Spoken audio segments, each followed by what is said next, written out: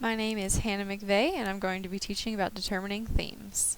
This image is representative of determining themes because it shows just how complex and just how broad the concept of a theme is. A theme is an element universal to all or most of the forms of an inflectional paradigm, often consistent of a root with certain formative elements or modifications. To put it more simply, a theme is a universal idea or message that stretches throughout an entire story.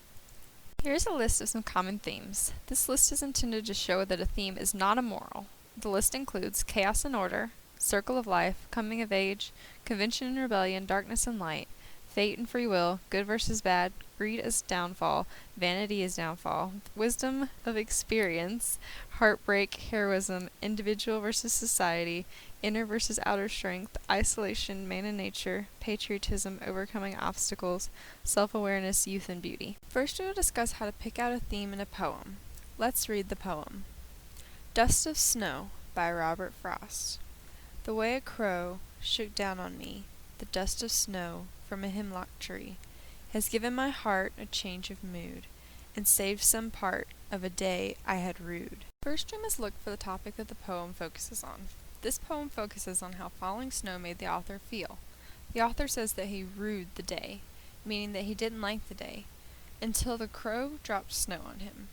Note that he is very specific in his description of nature. Therefore, the theme of this poem is nature's beauty. The bolded and underlined text is the text we would use to determine this theme. In this passage, the key words and phrases are crow, dust of snow, hemlock tree, change of mood, and rude. Now it's your turn. Determine the theme using the process we discussed. I will read the poem, and then you will have time to analyze the text and determine the theme. Your World by Georgia Douglas Johnson. Your world is as big as you make it. I know, for I used to abide in the narrowest nest in a corner, my wings pressing close to my side. But I sighted the distant horizon, where the skyline encircled the sea, and I throbbed with a burning desire to travel this immensity. I battered the cordons around me, and cradled my wings on the breeze, then soared to the utmost reaches with rapture, power, with ease.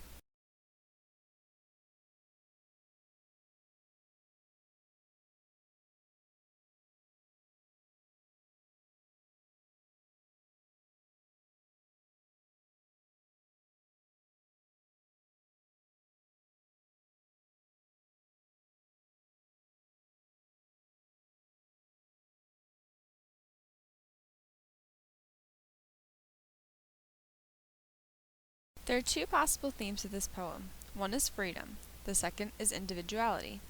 The focus of this poem is the author taking charge of her own life.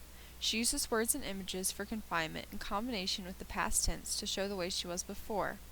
She uses words and images for freedom in combination with the present tense to show the way she's changed.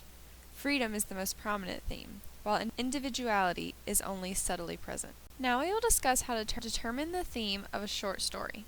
Let's read the passage. An old Cherokee chief was teaching his grandson about life. "A fight is going on inside me," he said to the boy. "It is a terrible fight. It is between two wolves. One is evil.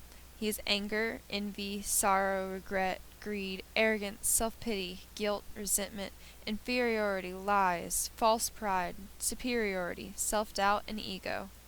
The other is good. He is joy, peace, love, hope, serenity, humility, kindness, benevolence, empathy, generosity, truth, compassion, and faith. This same fight is going on inside you, and inside every other person too." The grandson thought about it for a minute, and then asked his grandfather, "Which wolf will win?" The old chief simply replied, "The one you feed." First, we must look for the topic that the short story focuses on.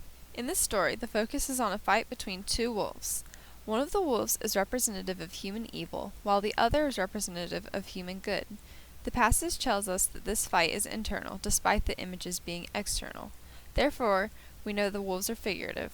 So the theme of this story is that everyone has the potential to be either good or evil. Again, the bolded and underlined text is the text we would use to determine this theme. In this passage, the key words and phrases are fight, inside, two wolves, evil, and good. Now it's your turn. Determine the theme using the process we discussed. I'll read the passage, and then you'll have time to analyze the text and determine the theme. In a forest there were an olive tree and a fig tree. The the olive tree was very beautiful. It was very proud of its beauty, therefore it never spoke kindly to the fig tree. One day the olive tree said to the fig tree, "I have leaves on me throughout the year. You are not evergreen, and do not have leaves on you in the month of autumn. I am prettier than you." The fig tree never said anything to the olive tree, and always quietly listened to it. Soon winter came, and it started getting cold. One day it started snowing big flakes of snow that were falling on the ground. The branches of the olive tree had lots of leaves, therefore the snow could not pass through its branches. The snow settled on the olive tree. The branches of the olive tree could not take the weight of the snow. The branches started falling to the ground one by one, spoiling the beauty of the tree. The fig tree did not have any leaves, so the snow easily passed through its branches and did not injure the fig.